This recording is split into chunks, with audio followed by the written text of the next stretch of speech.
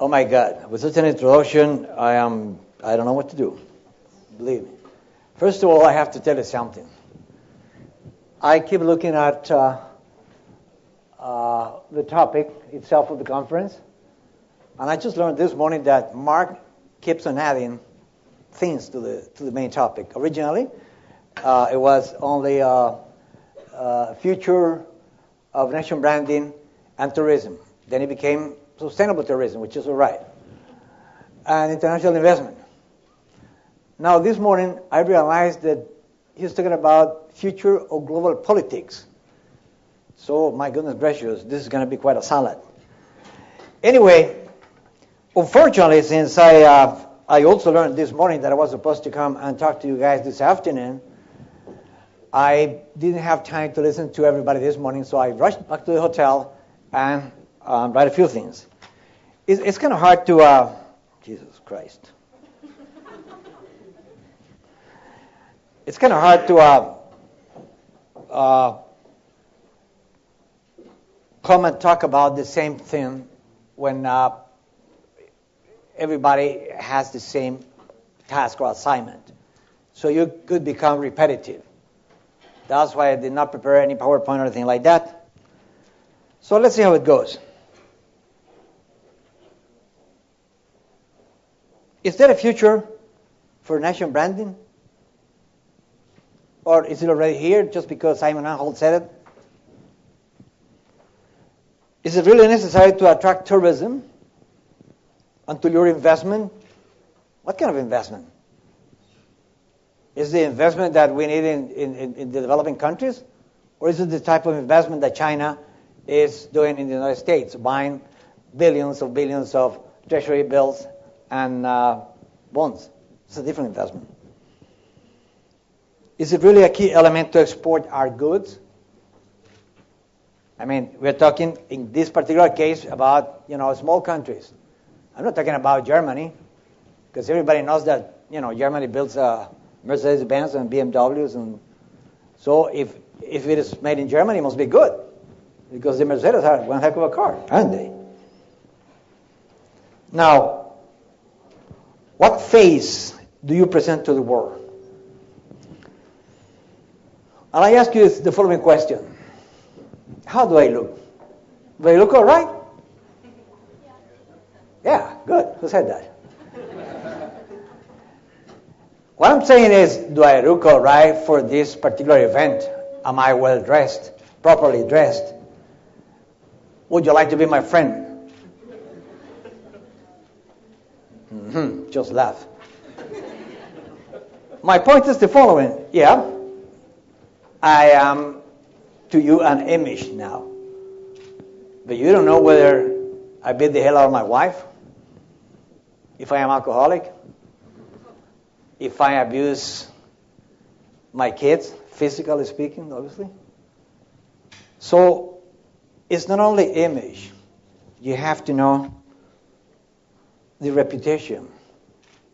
See, nations don't brand themselves. It is public opinion that brands nations, don't they? It is the public opinion. I mean, based on what? Based on the fact that, first of all, you might have an image of a nation, but then again, you have to go deeper and find out about their people, their education, their endeavors, their looks, their temper. Because otherwise, the images sometimes are very misleading. The country's perception, either good or bad, makes no difference, is very much associated with its economic development. A country with a more developed economy has a better perception internationally than a country with a less developed economy. Right? I mean, Germany and Honduras, come on, give me a break. Obviously. Now, talking about economic development, an international conference on the future of global politics. What is he talking about when he says politics? Or is it policies? Are we talking about,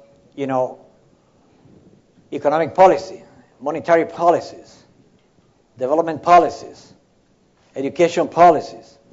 It's a different thing. Obviously, for our countries, our small countries, and not only small countries, all of us accept that there are three pillars of economic development: inbound investment, exports, and tourism, especially small economies. And I'll give you examples a little later. All three have to do with the country's relationship with the rest of the world. And those relationships are related or hinge on image and reputation. Obviously, there's competition for luring investment and tourism and boost exports. Nations compete among themselves. Back in year 2003, when I was the Minister of Industry and Commerce in Honduras, and we were negotiating with the United States the free trade agreement, people in Honduras, some people, this faction, kept saying, listen, are you crazy? How do you think you're going to compete with the U.S.? That's a power. They will bury you. That's what Khrushchev used to say. And I said, well, wait a minute. I'm not competing with the United States. Who says that? I am competing with my neighbors, with El Salvador, with Guatemala, Nicaragua, Costa Rica. Are you kidding me? They said, just in the agricultural sector, the United States is a giant, is huge. And on top of it, they subsidize the agricultural. And I said, great, fantastic. But you know why? Because when I buy from the States, I cannot produce. Wheat, I cannot produce. Soybeans, I cannot produce. Yellow corns, I could, but culturally speaking, they decide, people prefer white corn. So fantastic if it is being subsidized because I buy the stuff from them. And what I produce here, they cannot produce. You see? Long before the free trade agreement with the United States, Honduras, and most of probably Central America, we have had a positive agricultural balance of trade. And people don't understand that. But then again, we export cultivated shrimp, cantaloupes, watermelons, oriental vegetables, tilapia fish, which is a grown cultivated fish. Just Honduras exports around 120,000 pounds daily of fresh filet tilapia by plane. Okay? So we are competing in Central America for our exports, for investment. Obviously, we need investment. Why? Because without investment from the private sector, there cannot be economic growth. Without economic growth, there will be no employment, and we need to create employment. Most of you, if are not aware, will be aware very soon. But at this point in time, as we speak here, there are 80 million young professionals without any jobs whatsoever, and without not much of a future. It's been said that this could be the lost generation, just as we had the lost decade in terms of economic growth in Latin America in the 80s. Now, we have to compete. We understand that when he's talking about terrorism, when James Wolfensohn was the president of the World Bank, he said the following: if we want to be committed to reduce poverty, we have to get into tourism, for obvious reasons. On the other hand, someone also said the economy of the 21st century will be driven by three super service sectors: telecom, IT, and travel and tourism. So travel and tourism is a globalized sector. Telecom, What can we say about it? Now, countries compete among themselves. Michael Porter, the guru from University of Harvard on competitiveness, he wrote this book, The Competitive Advantage of Nations. There is competition among the countries. However, to come ahead, a given country has to be competitive. And Michael says the following: my theory highlights and reinforces the importance of differences in nations and of differences in national character. In truth, national differences are at the heart of competitive success, which means that branding is becoming a key competitive asset. Just let me read you something real quick like. September last year, some 25,000 visitors converged in Singapore for the annual meeting of the World Bank and International Monetary Fund and related activities. The government spent approximately $100 million, not including the labor cost of all the public sector employees involved, on the preparations for meetings, which ranged from heightened security measures to wiping down railings and planting flowers. About 2,000 volunteers pitched in, and private sponsorship contributed $30 million to the funding. Economic returns were estimated at $110 million in contracts and business opportunities for companies there. $50 million revenues in tourism and retail receipts, and $10 million in spending by financial institutions organizing events. But the main argument put forward was that the real payoff was more intangible. Branding Singapore.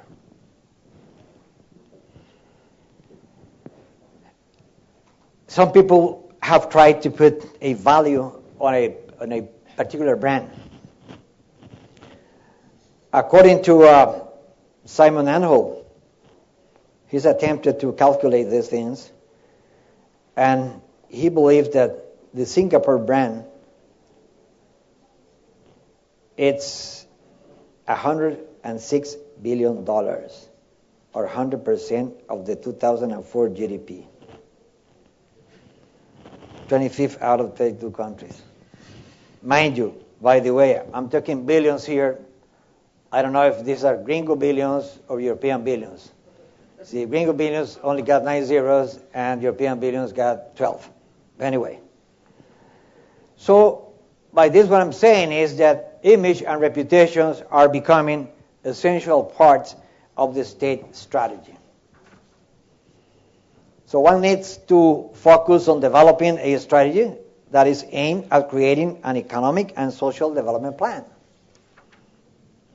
Now, the role of the media and the technology in shaping a country's international image has grown out of proportion. The media. We have been exposed, daily to all the social upheaval taking place in North Africa, right?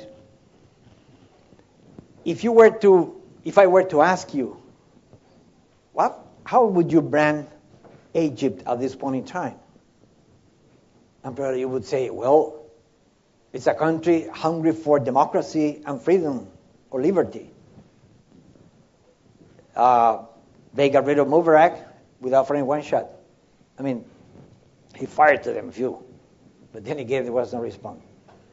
Now, is this bad or is this good? Will you go as tourists to Egypt right now? No? Well, but you see, this is funny. Price cuts up to 50% and the chance of a ringside seat at history, U.S. tourists are beginning to trickle back to Egypt. And while there is no word from talk show queen Oprah Winfrey on whether she would accept the offer, the country's freshly installed Ministry of Tourism has reportedly invited Winfrey and other celebrities to organize shows from Cairo's Tahrir Square. So this guy is seeing here an opportunity based or leaning on a crisis that has just taken place, and because all of you have been watching and following the events, either you want to go and see by yourself, or you want to stay home. You see, he is something which is doing something that really marvels myself. Projection. New Zealand's tourism received a significant boost from having its striking landscape appear in the Lord of the Rings trilogy of the films. Now, if we're going to talk about tourism, unfortunately, I didn't listen this morning. I wasn't here when the Mexican gentleman talked about Mexico. Mexico hired a company called Ivope Inteligencia from Brazil. It's a 69-year-old company. And they conducted a survey in the United States last year, around September. What country? Well, those questions were asked to people regarding the BRIC countries, all right?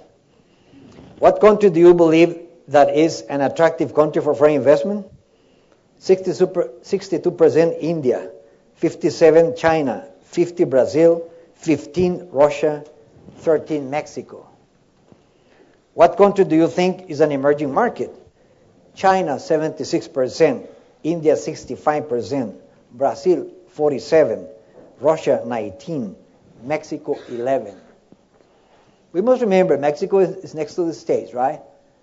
And you should bear in mind the fact that 90% of the tourists coming to Mexico come from the States and from Canada.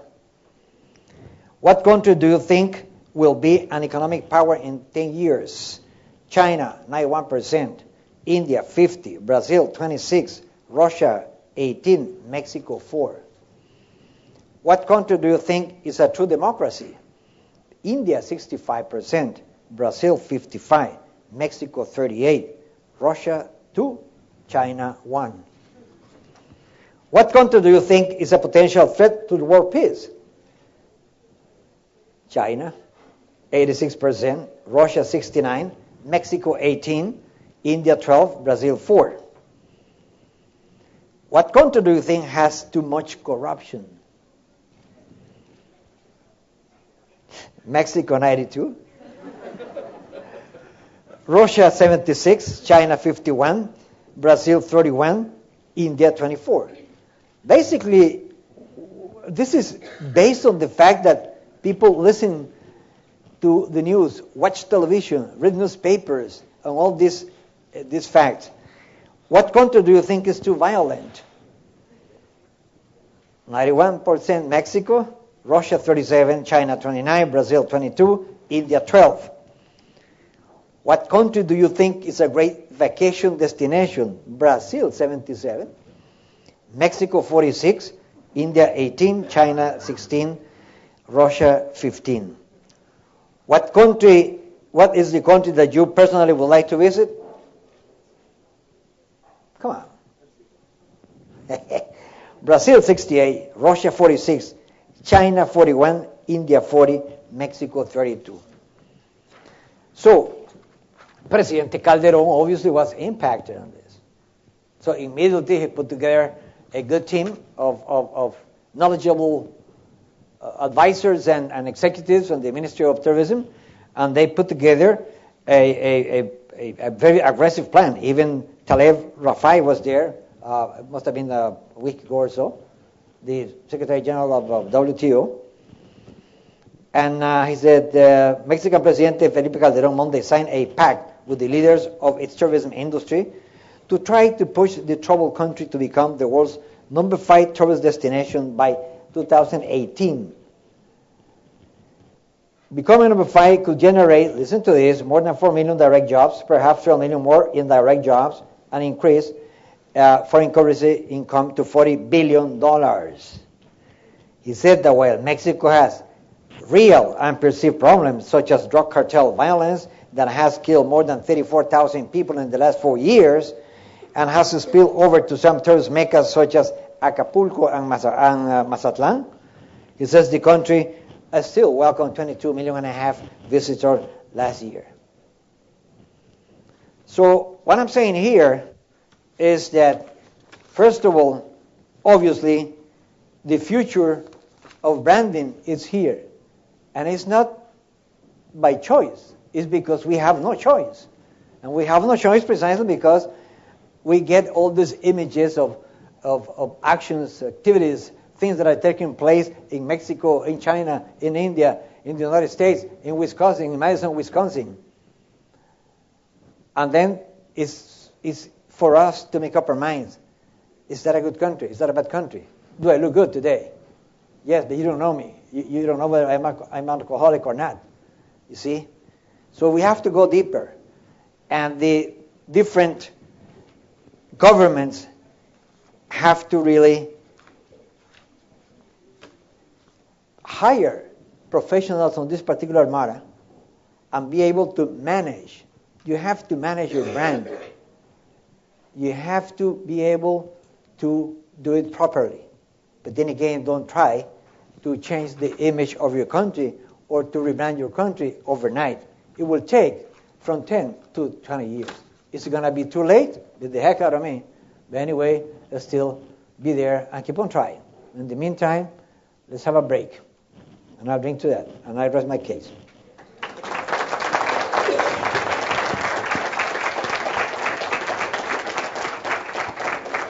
It's up to you. Either questions or a break. No, I think we certainly have time for some questions and some comments. We're doing okay with the time. Please, and as always, if you could stand up and introduce yourself before you ask your question or comment. I see one in the front row. I knew you were going to ask. I've asked questions so far every time. Quick one. Remittances from migrant workers in the U.S., are they good for Latin America or bad? You know, it's a good question. By the way, let me tell you something which I had in my notes. Do you know that Honduras happens to be the second most globalized country in Latin America? Number one is Panama. You have any idea why?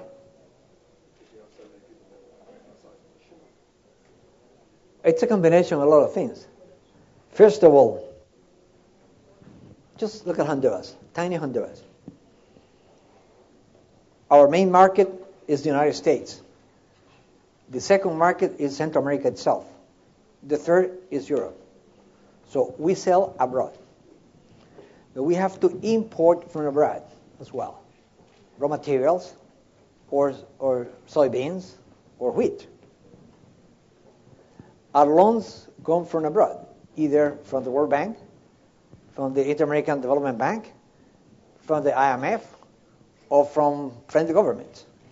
Our donations come from abroad. Our tourists come from abroad. The family remittances come from the United States mainly. In fact, there was a point in time that they represented like 20 or 22% of the GDP of Honduras. That means being globalized, believe me. Now, your question, is it good or is it bad? Well, that's a tricky question because it is good for the economy.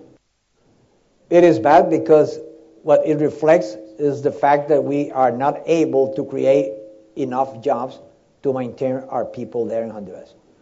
El Salvador has 2.4 million Salvadorans in the States. Honduras has 1 million. Just because of those two Salvadorans and Hondurans, those two countries have a demand, a market for what we call nostalgic products. The frijoles and the plátanos and the mantequilla and the stuff like that, you know. And believe me, it's one heck of a...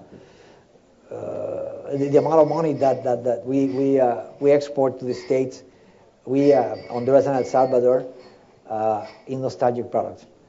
But then again, no good because, you know, we are not able to create jobs, enough jobs. And so they have to migrate. And here in Europe and in Spain, we have at this point in time, Honduras, something like 37 or 36,000 Hondurans. Ecuador is the leading, and the Colombians are the most numerous diaspora. Anyone else before we go to coffee? I saw another hand in the back, actually. Okay.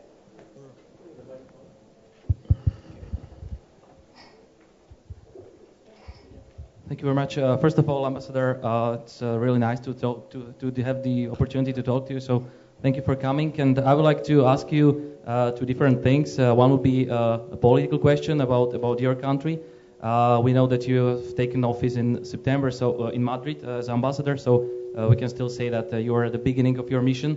I would like to ask you what are your, let's say, priorities or foreign policy goals in Madrid of your mission, considering also the foreign policy of your government, especially in let's say concerning the country's image after the crisis or turbulences in 2009. And the second question would be a follow-up question to what you have presented concerning the survey in the United States about the perception of the Americans towards BRIC countries and Mexico. I would like to ask on Mexico and to go back to the topic, which is nation branding tourism. What would you advise President Calderon? You have said that they convened a special, let's say, group of people to help, let's say, develop tourism or attract tourists. What would you advise him in his current situation? The very, very, let's say, unfavorable security situation, the drug cartels, the violence, and tourism. How would you combine this? How would you get out of this situation without, let's say, doing a harm to tourism in Mexico? Thank you very much. You're welcome. Okay, let me see if I remember. My friend from Germany, Alzheimer's, is getting to me. The first question, you may recall that you seems to be pretty well informed as to the events of the 20th of June in Honduras, when President Zelaya was removed. As Minister Rubalcaba keeps saying in Spain, according to my constitution, that was not a coup d'etat. Now, I must admit, the military committed one sin. The military were supposed to go and arrest former President Zelaya, but they were not supposed to send him to Costa Rica. That's against the Constitution. That was a big pecado mortal. Now, was it a coup or was not a coup d'etat? For the next 25 years, the scholars will debate on this particular issue, and there will be no agreement whatsoever. Then again, sometimes you reach a conclusion based on politics as well. How come it took 2 months to the State Department to decide that it was a coup d'etat? But on the other hand, they never said there was a military coup d'etat. Had they said it was a military coup d'etat, they had to go to Congress to certify it. And the Republicans were waiting for them like this. Come here, baby. So let's stay away from that issue. The United States was very valuable during those events, and so was Spain. I am in Spain, and there are two things or two main objectives. First of all, try to smooth out if there are any frictions still in a relationship, which they are not. However, Spain maintains that President Zelaya has to return to Honduras. Presidente Lobo has said, listen, you're welcome, man. Now, if he comes back to Honduras, we'll have to face the different charges that he's been accused of. That's a different material. On the other hand, since we need, as every other small country needs investment, the other thing that we are supposed to do in Spain and everywhere else is to foster investment. Please, Spaniards, come to Honduras and invest. Please come to Central America. When I say please, what I'm saying is, hey, take a look at us. Then you decide. By the way, I always felt a resentment. I don't know whether to say from Europe or Europeans or just the Spaniards. Because they keep saying, listen, why are you so pro-gringo, pro-American? Well, what would be the right answer? Listen, first of all, look at the map, man. It's geography. I'm next to them. Then again, I saw you guys during the conquista, during the colony. I never saw you again. All the gringos have come to Honduras and Central America and the Caribbean to plant bananas hundreds of years ago with the mining. Right now, the United States is the largest investor in Honduras. Is our main market. What we sell to Europe is basically coffee. Probably this year that the prices are very good, we will probably export to Europe $1,000 million worth of coffee. The bananas, they won't let me. Germans love bananas. Sorry about that, man. I wish I could send you more bananas than I can grow. But basically, it's promote investment, smooth out a relationship, political relationship. We have to wait and see what's going to happen in the next elections in Spain, whether the Partido Popular will win. That will change the whole geopolitical position of Spain as well. Other question? Yes.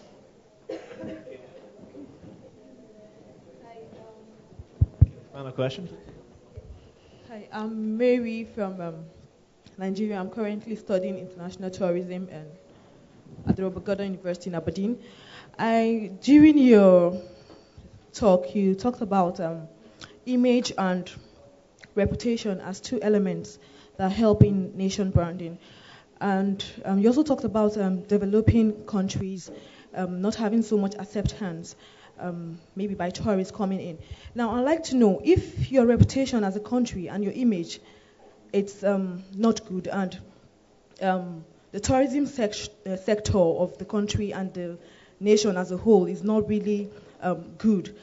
What would you advise be done to rebrand the tourism sector of that developing country? Because as far as I have knowledge right now, if your image and your reputation is bad, there's no way your tourism sector can develop. Thank you. I forgot to answer you about Presidente Calderón, yes, and which is in the same line of thought. It is not so easy, believe me. In the Mexican case, for instance, violence stops, and it's basically due to drugs. If we go back in time, the U.S. designed what it was called at the time El Plan Colombia. Listen, Colombians, I'm going to beat the heck out of you guys, especially to you, drug lords, kingpins. I'm going to throw you the atomic bomb, the F-15s, and the whole shebang. They announced this in advance, so they moved to Venezuela, to Central America, and they strengthened their chapters up in Mexico. What has happened now is that the Mexican cartels are much more stronger than the Colombian cartels. In fact, they challenge them. Now, it's such a good business that among the different cartels in Mexico, there is one heck of a fight to control more or less territory. You're talking about the Tijuana cartel, Ciudad Juárez, the Atlantic, which goes from Veracruz to Tamaulipas all the way, the Grupo Zeta, which is a Sinaloa spin-off from Chapo Fernandez. Now, all this violence has also spilled over Central America. Believe me, Guatemala, Honduras, El Salvador, we are very complicated.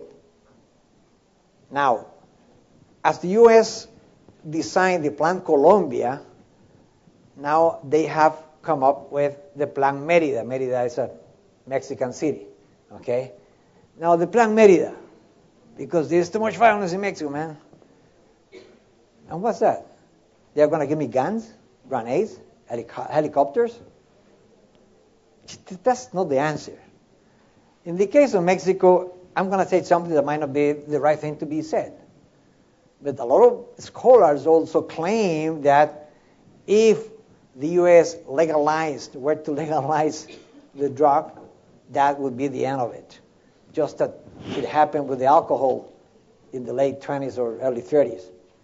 In fact, they made money out of it because they taxed the damn thing, right? Now, would that be the same effect when it comes to drugs?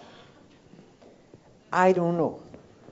But in the United States, everybody talks about drugs coming from Mexico or coming right from Colombia and Venezuela through Honduras to Central America and Mexico.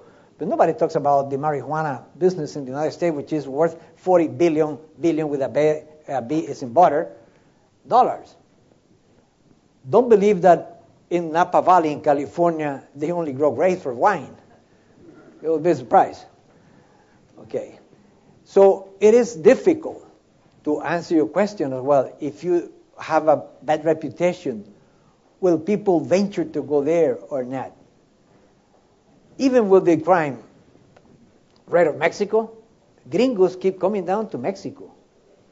You see, 22 million people. 90% of those guys and gals came from the States and Canada. Now, they say, well, let's don't go to Acapulco, let's don't go to Mazatlan, maybe Cancun is still okay, but it's difficult. I don't have an answer to say, well, what should we do in order to clear up our image and our reputation and let the tourism come down here in cascades.